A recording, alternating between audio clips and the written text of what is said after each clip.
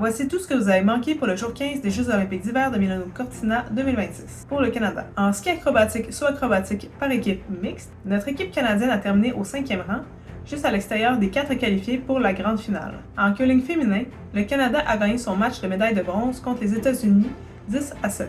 C'est une incroyable remontée pour l'équipe de la capitaine Rachel Homan, qui après un début de poule difficile avec une victoire et 3 défaites, ne pouvait plus se permettre de perdre un seul match. Mais par la suite, elles ont réussi à se qualifier pour les demi-finales avec 5 victoires consécutives dans le pool pour finalement monter sur la 3e marche du podium.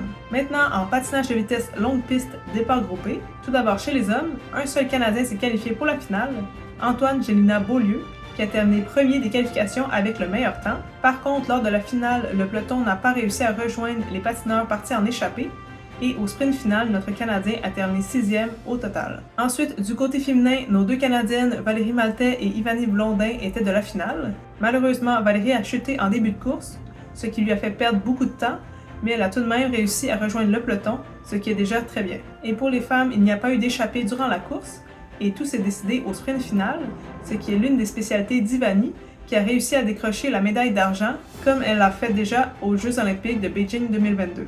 Et Valérie a terminé à une excellente 5e place, pour la seule patineuse qui a chuté durant la course. Maintenant, en curling masculin, le Canada affrontait la Grande-Bretagne dans une finale enlevante pour la médaille d'or. Les deux équipes se suivaient toujours à seulement 1 point d'écart au score, jusqu'au 9e bout, où le Canada a marqué 3 gros points. Cela leur a donné une avance de 2 points, avec seulement le 10e bout à faire. Et même si la Grande-Bretagne avait le marteau au 10e bout, ce qui signifie qu'ils vont lancer la dernière pierre, leur capitaine n'a pas pu combler le retard. Alors maintenant, le Canada est champion olympique en curling masculin, ce qui n'était pas arrivé depuis Sochi 2014. C'est la 3e médaille du jour, la 5e en or pour le Canada et la 20e en tout. Voilà, c'est tout pour aujourd'hui. À demain pour le dernier jour de ces Jeux olympiques.